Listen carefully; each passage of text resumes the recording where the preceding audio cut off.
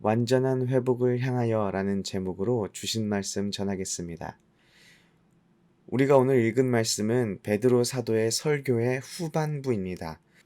어제는 예수 그리스도의 죽음과 부활 사건의 증인이 된 것, 그리고 그리스도를 향한 믿음을 이야기했습니다.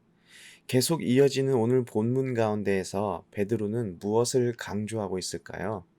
19절을 보면 회개하고 돌이켜 너희 죄 없이 사함을 받으라. 이같이 하면 새롭게 되는 날이 주 앞에서부터 이를 것이요. 20절에 또 주께서 너희를 위하여 예정하신 그리스도 곧 예수를 보내시리니 라고 말합니다. 새롭게 된다는 것은 무슨 의미일까요? 예전에 한 청년이 있었습니다. 말을 정말 안 들었지만 그 미워할 수 없는 그런 친구였는데요. 이 친구는 밖에 나가서 술도 잘 마시고 교회에 와라 와라 해야 한 번쯤 예배 끝날 때쯤 아니면 예배 끝나고 밥 먹을 때쯤 와서 얼굴 살짝 비추고 가는 그런 청년이었습니다. 그러다가도 놀러 갈 때는 제일 앞장서서 나타나서 제일 재밌게 노는 그런 청년이었습니다. 그런데 하나님의 은혜로 이 청년이 술을 끊게 되고 그 다음에 처음부터 끝까지 예배를 드리려고 노력하는 그런 변화해가는 그런 모습이 보여졌습니다. 그래서 제가 이 청년을 부를 때마다 항상 그 이름 앞에 새 사람이라는 별명을 붙여주었습니다. 이런 게 새롭게 되는 것입니다. 지금의 모습과 다른 모습으로 더 좋은 모습으로 달라졌을 때 우리는 새롭게 되었다라고 말을 합니다. 그런데 오늘 본문에 새롭게 되는 날은 사실 예전으로 돌아가는 날을 의미합니다. 더 좋은 모습으로 변화되는 것은 맞는데 예전으로 돌아감으로 새롭게 되는 것을 의미합니다. 제가 사실 쉬운 말을 너무 어렵게 설명하고 있는 것 같은데요. 한마디로 창조의 그 모습으로 온전한 회복으로 돌아가는 것을 의미합니다. 이사야 11장 6절에서 9절을 보면 이 온전한 회복이 이루어진 세상이 묘사됩니다. 제가 한번 읽어보겠습니다. 그때에 이리가 어린 양과 함께 살며 표범이 어린 염소와 함께 누우며 송아지와 어린 사자와 살찐 짐승이 함께 있어 어린 아이에게 끌리며 암소와 곰이 함께 먹으며 그것들의 새끼가 함께 엎드리며 사자가 소처럼 풀을 먹을 것이며 젖 먹는 아기가 독사의 구멍에서 장난하며 젖된 어린 아이가 독사의 굴에 손을 넣을 것이라. 내 거룩한 산 모든 곳에서 해됨도 없고 상함도 없을 것이니 이는 물이 바다를 덮음같이 여호와를 아는 지식이 세상에 충만할 것임이니라. 이런 세상이 상상이 되십니까? 이리와 양이 같이 살고 표범이 어린 염소와 함께 누워 있고 송아지와 사자가 함께 있는 그런 세상입니다. 이사야 11장 7절에 보면 사자가 소처럼 풀을 뜯을 것이라고 설명이 되는데 그날이 오면 다들 고기 안 먹고 풀 뜯어 먹게 된다는 그런 날을 말하는 것이 아닙니다. 새로운 날이 풀만 먹는 날을 의미한다면 저는 차라리 오지 않았으면 좋겠습니다. 그러나 이 새날은 하나님의 창조 질서 속에서 온전한 회복이 경험되는 세상입니다. 여호와 하나님을 아는 지식이 이 땅에 충만하고 가득하게 되는 그런 날입니다.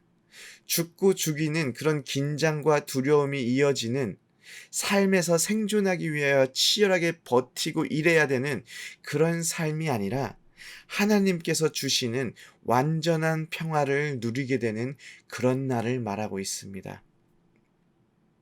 그것을 위해 하나님께서 예수 그리스도를 이 땅에 보내셨습니다. 22절, 23절을 보면 모세가 말하되 주 하나님이 너희를 위하여 너희 형제 가운데서 나 같은 선지자 하나를 세울 것이니 너희가 무엇에든지 그의 모든 말을 들을 것이라. 누구든지 그 선지자의 말을 듣지 아니하는 자는 백성 중에서 멸망받으리라 라고 예수 그리스도를 증언합니다. 그리고 24절에는 사무엘이 그리고 모든 구약 선지자들이 이때를 가리켜 말하였느니라 라고 하면서 사무엘과 모든 선지자들의 예언이 향하는 바로 그 한 점이 예수 그리스도임을 베드로 사도가 증언하고 있습니다. 하나님께서 역사를 통해서 지속적으로 예수 그리스도를 보낼 것임을 끊임없이 알려주신 것입니다. 선지자들을 통해서 하나님께서 계속 그렇게 예수 그리스도를 지속적으로 말씀해 주신 것입니다. 제 아내가 저에게 끊임없이 말하는 것들이 있는데요. 그 중에 하나가 샤워하고 나면 샤워 커튼에 물기를 털어라입니다.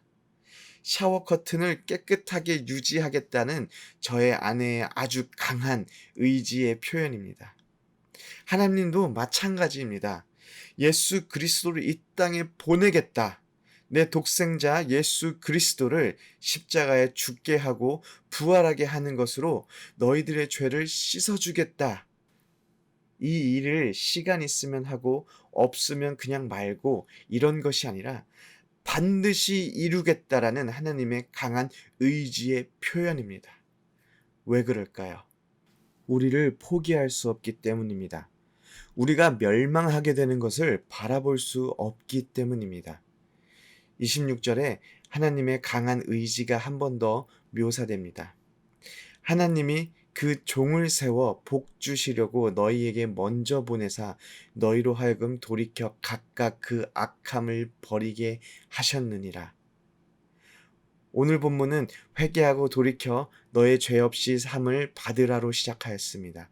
그리고 26절 마지막에 돌이켜 각각 그 악함을 버리게 하셨느니라로 끝맺음이 납니다. 사실 베드로의 설교의 끝맺음이기도 합니다. 회개하고 돌이켜 죄 없이 함을 받으라라는 명령이 우리에게 회개하고 돌이키면 하나님께서 우리에게 은혜를 부어줄 것이야 라는 것을 강조하고 있는 것이 아닙니다. 물론 회개하고 돌이키면 하나님께서 우리에게 은혜를 부어주실 것이지요. 그런데 회개하고 돌이킴이 없어도 20절에 너희를 위하여 예정하신 그리스도 곧 예수를 보내시리니 라는 말씀처럼 예수님께서 다시 오십니다. 그때 가서 회개하고 돌이키려고 하면 어쩌면 너무 늦었을 수도 있습니다. 오늘 회개하고 돌이켜 죄 없이 함을 받으라 라는 말은 이미 예수 그리스도의 십자가의 사건으로 하나님의 나라가 이 땅에 도래했습니다. 그렇다면 이제 선택을 하라는 것입니다. 회개하고 돌이키면 좋아 라고 권유하는 것이 아니라 결단하고 돌이키라는 것입니다. 이제까지는 입술로 하나님을 고백하였지만 하나님이 전혀 없는 삶을 살았다면 그런 삶에서 돌아서라는 명령입니다. 이제까지 나의 생각이 하나님 보시기에 아름답지 못했다면 이제는 하나님 보시기에 아름답도록 결단하라는 명령입니다. 그리고 나의 가치관들이 세상의 가치관으로 꽉 차 있어서 너무나 진하게 물들어 있다면 이제는 하나님의 가치관들로 예수 그리스도를 통해서 세상을 보도록 돌아서라는 명령입니다. 안진뱅이를 일으키는 기적은 단순히 아무도 고칠 수 없었던 몸의 질병이 치유되는 것이 아닙니다. 예수 그리스도를 통한 완전한 회복을 그리고 우리에게 그 회복이 임할 것임을 안진뱅이가 일어나는 그 기적을 통해서 우리에게 보여주고 있는 것입니다. 이 시간 말씀을 맺겠습니다. 하나님께서는 모든 것이 회복되는 그날에 우리가 그 복을 누리게 하기 위하여 지금 이 시간에도 우리의 삶의 중심이 하나님으로 향하기를 요구하고 있습니다. 회개하고 돌이켜 죄 없이 함을 받으라 말씀하고 계십니다. 이것은 권유가 아닙니다. 예수 그리스도를 믿는다라는 것은 말랑말랑한 것이 아닙니다. 우리의 결단이 필요한 그런 삶입니다. 하나님 앞에 믿음의 결단을 하는 오렌지 한인교회가 되기를 소원합니다.